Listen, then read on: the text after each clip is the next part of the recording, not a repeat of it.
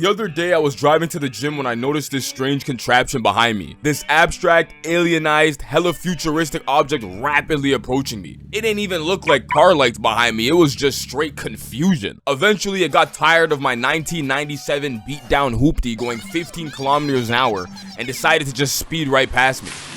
It was a Cybertruck. Of course, like any other nigga out there, I then proceeded to enter a dark rabbit hole of just straight Tesla features and packages that you could purchase for these damn Cybertrucks. When I finally learned you gotta pay an additional 8 grand for self-driving mode.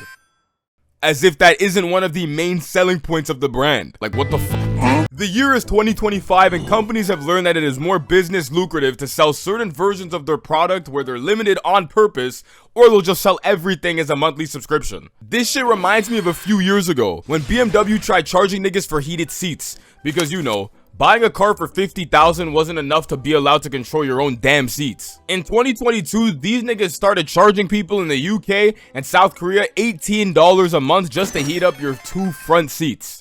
Excuse me? Then they took it a step further and gave niggas the option to subscribe for a year at $180, 3 years for $300, or you could just have straight up unlimited access for $415.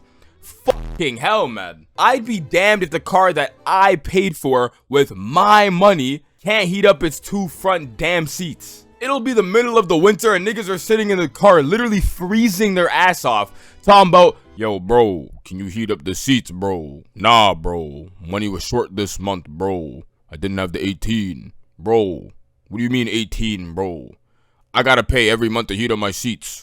And now you're both awkwardly sitting there shivering for absolutely no reason. To no one's surprise, this shit was dropped the following year because of how ridiculous and absurd of an idea it was. Like, I don't even know how this passed the board meeting. Like, who's crazier, the nigga who proposed the idea or the niggas that agreed with them? Because this shit should have just straight up been illegal. Apple, one of the most, if not the most, Hall of Fame mobile and overall electronics providers of all time, denies their customers the access to physically expand the internal storage on the Apple device itself, meaning you have no way of increasing your storage physically on your own. You ever notice how you and everyone you know never has space on their phone? Like, some miraculous way, every nigga I know that has an iPhone never has storage on their phone and is always in need of 2 things. 1, more storage to complete these damn software updates because for some reason the phone that comes with 50 needs 55 for a fucking update. 2, someone else always has to take photos and videos for them and then send it to them afterwards. But don't you worry, because there's just one simple solution. You can buy storage on the cloud, allowing you to essentially extend it and have more storage. So my iPhone that was only sold with 64 gigabytes at the time can only gain more storage if I pay for it through iCloud.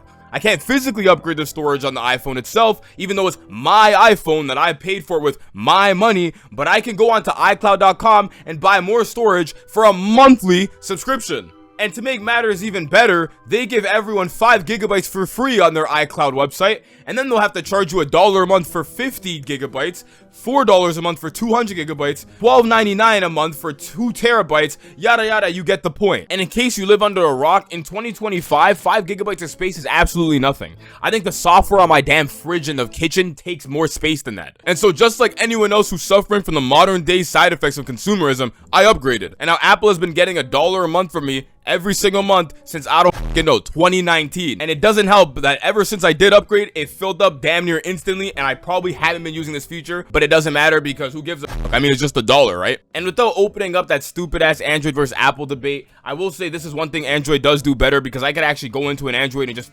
change the storage size myself if I wanted to. Back in the day, downloadmoreram.com used to be a joke, but Apple literally has a downloadmorestorage.com version themselves. It's just fucking conned as iCloud. The year is 2025 and you can access absolutely anything on the internet. At the click of a button, you could find a new car, a roommate, or even scrap a random nigga in a fucking parking lot. So why not also find love through another click of a button by using dating apps? Now, there's hella controversy whether these apps actually work or not due to the experience being subjective to the user. In other words, if you look good, you'll do good. But the one undeniable thing I'm sure everyone could agree on is that they're intended to work better, or I guess I should say more, if you subscribe to them. But what the fuck are some of these subscription rates that I'm looking at? Like Tinder, for example, has regular Tinder, Tinder Plus, Tinder Gold, and then Tinder Platinum. If you have regular Tinder, so just the base subscription, the free one, you can match, chat, and meet. That's it. Whatever the fuck that means anyways. For $7.99 a month, giving you Tinder Plus, you now are able to get unlimited likes, unlimited rewinds, meaning you can go back after you swipe past someone, passport to any location, which for any nerds out there is basically a VPN that lets you swipe in the location of your choice, and you get to hide ads and go incognito.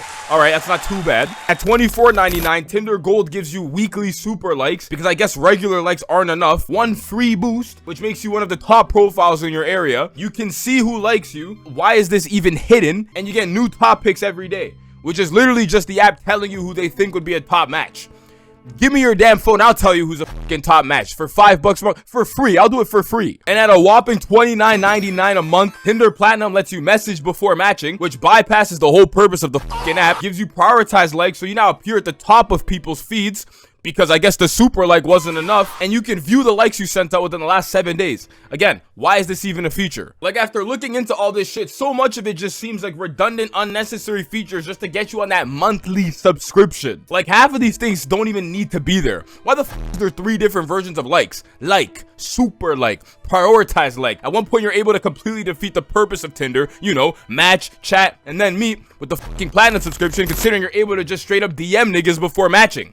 Instagram is free. Not to mention there's a 4th subscription you can only be invited to, known as Tinder Select, which costs a whopping $500 a month. I ain't even gonna go over what it provides, just know it costs more than my monthly car insurance, and you ought to be out of your goddamn mind if you think an app on my phone in any universe, under any circumstance, is worth more than me driving my fucking car every month. What's scary about the dating app scene is how there's so many apps that all serve the same purpose and carry the same type of subscriptions, like Hinge Plus, Hinge X, fucking Bumble Premium, but the premise of all these apps are the exact same, and once again, the success rate will always be subjective to the user. In other words, if you look good, you will simply do good. It doesn't help that Match Group owns majority of them, especially some of the top ones like Tinder, Hinge, and fucking BLK. Like, they have one dating app, and then they copy and paste it into another one, give it a different name, change like one feature, and called it a whole new app, racking in those monthly payments. What kind of fucking money glitch is this? If you didn't order your Tesla with full self-driving mode back in the day,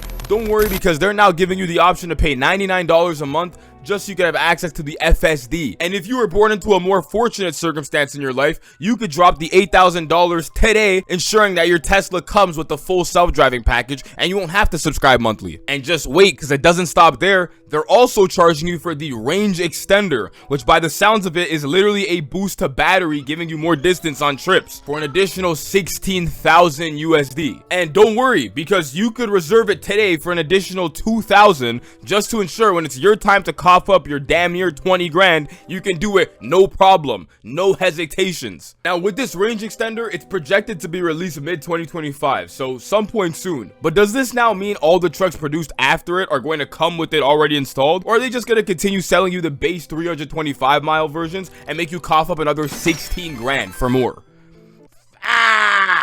Gaming has always had microtransactions and cash grabs. Whether it be cases or loot boxes, or even just owning up skins and cosmetics, there was always an incentive for spending more money you probably should not be spending. Then 2017 rolled around and Fortnite came out, and these niggas changed the game, the world, the universe completely. They dropped the Hall of Fame Battle Pass, where for $10, a player is rewarded with hella cosmetics and exclusive items for simply just playing the game. You know, something they were going to do anyways, except now they gain skins while doing it too. Ever since then, every other game has caught on to this idea, so you started seeing the Riot Pass, fucking Brawlhalla Battle Pass, fucking Realm of the Mad God Pass. To no one's surprise, like anything else in this world, it is officially gotten out of hand. Nowadays, video games probably have the most amount of battle passes I've ever seen in my life. Opened Fortnite and Apex Legends the other day. They both had 3 or more battle passes each. Fortnite at a point had the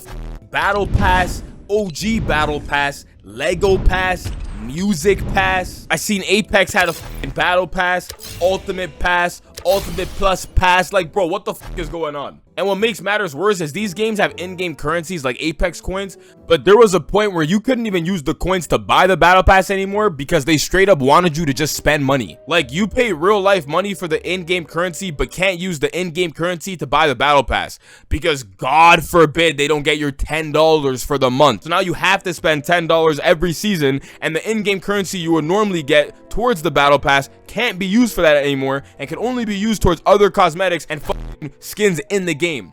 Crazy. EA had to revert this change because they knew people were not letting it slide. Here in Canada, there's a communications and media company named Rogers, notorious for their wireless cable and internet packages that practically everyone damn near uses. For any American viewers, this is the equivalent of your Verizon, AT&T, or even T-Mobile. Phone plans and services back in the day were simple. You either bring your own phone and pay monthly strictly for the service, or you opt in for one of their phones and pay off the phone alongside the service. However, in 2025, it seems that they've been utilizing a new purchasing option known as return and save. In order to explain this, welcome to Dav's Economics, where we go over terminology that may be confusing, but if you sit by my side, you'll understand it in no time. Here's two very common terminologies you'll usually hear in your day-to-day life. The first one we have is leasing, which is a contract where one person pays another person to use something for an amount of time. At the end of this said contract, they can either outright buy the product, renew the initial contract, or return it. You'll usually see this used with cars. Then we have the other term known as renting, a contract where one person has agreed to pay to use something for a period of time.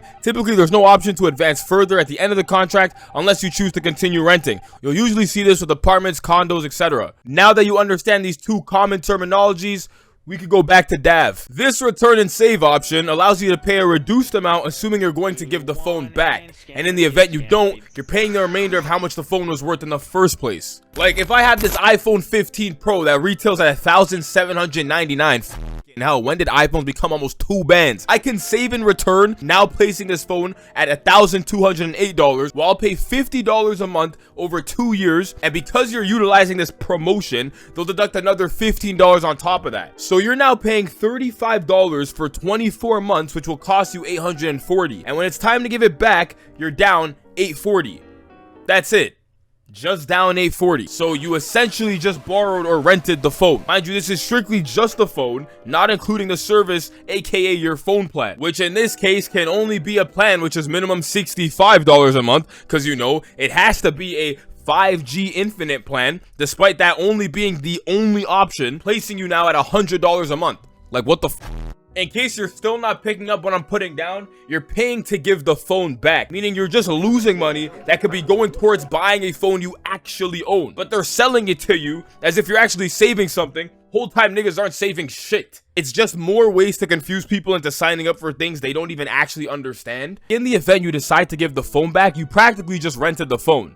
You know, you just paid them monthly for damn near 2 years and then said, you know what, you can have the phone back. You pretty much just paid to borrow the phone, aka rent. And if you decide to pay it out, you just leased it. Also, I know they're not the only ones doing this. Like, at this point, everyone sells the same shit, just words it differently to make it seem like it's something new, even though it isn't. Absolutely ridiculous. The other day, my boy was explaining to me how he wanted to cancel his gym membership because he was moving. They told him he can't. When he asked why he couldn't cancel, they said his contract that he agreed upon was for a year, so he can't cancel until the time's up. Meaning he now has to pay $99 a month for the next 5 months until the contract's done. And when he told them, okay, that's fine, put it in advance so when May comes, cancel my membership, the lady told him no, because it's too far in advance. There's a reason why every nigga on this earth hates canceling gym memberships, because it's such a hassle and difficult task. You'll actually consider continuing to pay monthly and just not show up ever again, just so you can avoid the fucking bullshit that goes on canceling. It don't even help that they got niggas subscribing to yearly contracts billed